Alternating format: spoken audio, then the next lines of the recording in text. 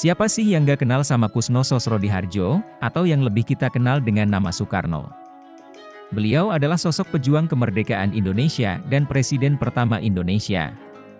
Selain berjasa karena udah berjuang habis-habisan demi ngebebasin Indonesia dari cengkraman jajahan Belanda, beliau jugalah yang memproklamasikan kemerdekaan Indonesia pada 17 Agustus 1945. Tapi, Soehopgi pernah bilang, sebagai manusia saya kira saya senang pada Bung Karno, tetapi sebagai pemimpin, tidak. Menurutnya, Soekarno yang seorang presiden bukanlah Soekarno sang proklamator. Keduanya memiliki dua sifat yang berbeda, atau Gi hanya baru tahu saja sosok asli dari Soekarno. Kok bisa sih Soehopgi bilang begitu soal presiden kita? Selain karena Soekarno itu hidung belang karena punya 9 istri, emang kebijakan-kebijakan apa aja sih yang dicetuskan oleh Soekarno? Yuk kita bahas. Yang pertama ada politik mercusuar. Sebagai negara yang baru lahir dan merdeka abis dijajah ratusan tahun, Soekarno ini mentingin banget reputasi bangsa. Waktu zaman Orde Lama, Indonesia yang dipimpin Soekarno ini aktif banget di dunia internasional. Termasuk pembentukan gerakan non-blok, ataupun maksain buat ngadain event-event internasional kayak Asian Games walaupun infrastruktur masih belum memadai. Dengan alasan sekadar pengen nunjukin ke dunia, bahwa ada sebuah negara yang berdaulat dengan nama Indonesia, yang kuat dan bermartabat walaupun baru berusia seumur jagung. Pada tahun 1951 dan 1954, Indonesia ngajuin proposal buat jadi tuan rumah Asian Games, dua-duanya ditolak karena masalah infrastruktur. Barulah pas 1958 proposalnya diterima dan Indonesia jadi tuan rumah Asian Games 4 1962. Soekarno manfaatin momen ini untuk memulai proyek-proyek mercusuar, kayak pembangunan Hotel Indonesia, Gelora Senayan, Stasiun TVRI, Tugu Selamat Datang, Jembatan Ampera dan Semanggi, Monas, dan Masjid Istiqlal. Proyek-proyek ini butuh dana sejumlah 3.637 miliar. Indonesia kan baru lahir ya, duitnya dari mana dong? Konon katanya Jepang yang mendanai sebagai bentuk kompensasi perang di Indonesia. Semua effort ini dengan tujuan semata-mata biar Indonesia dilirik dunia internasional. Ironisnya, rakyat Indonesia pada saat itu justru sedang kesulitan. Kenapa? Ya iyalah, hiperinflasi aja sampai 650%. Indonesia terus-terusan nyetak uang demi bayarin hutang-hutang negara dan ngebiayain proyek-proyek mercusuar itu. Otomatis di tahun 60-an Indonesia nyaris ada di urutan teratas negara paling miskin dunia. Yang kedua adalah pembebasan Irian Barat yang berhasil mengusir Belanda. Ada apa sih di Irian Barat sampai harus dibebasin? Setelah Indonesia merdeka, Belanda masih terus-terusan pengen ngejajah Irian Barat dengan alasan bahwa Irian Barat itu gak ada hubungannya sama Indonesia. Padahal delegasi Indonesia pas rapat KMB udah bilang bahwa Irian Barat itu masuk ke bagian Indonesia Timur yang masuk ke wilayah Republik Indonesia Serikat. Singkat cerita karena jalur diplomasi gagal, Soekarno nyiapin langkah konfrontasi total baik di bidang politik, ekonomi, maupun militer. Termasuk nasionalisasi perusahaan asing milik Belanda yang total nilainya 1.500 juta dolar Amerika dari 700 perusahaan. Yang ketiga dan yang paling viral, Indonesia jadi satu-satunya negara yang pernah keluar dari PBB.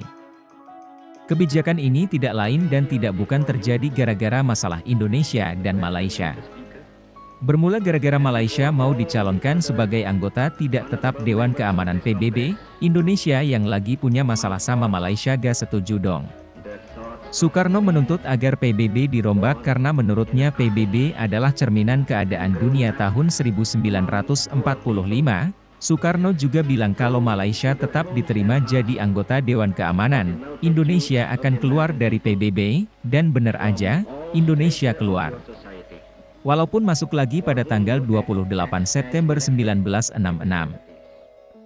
Yang keempat, Indonesia jadi pelopor berbagai organisasi dunia.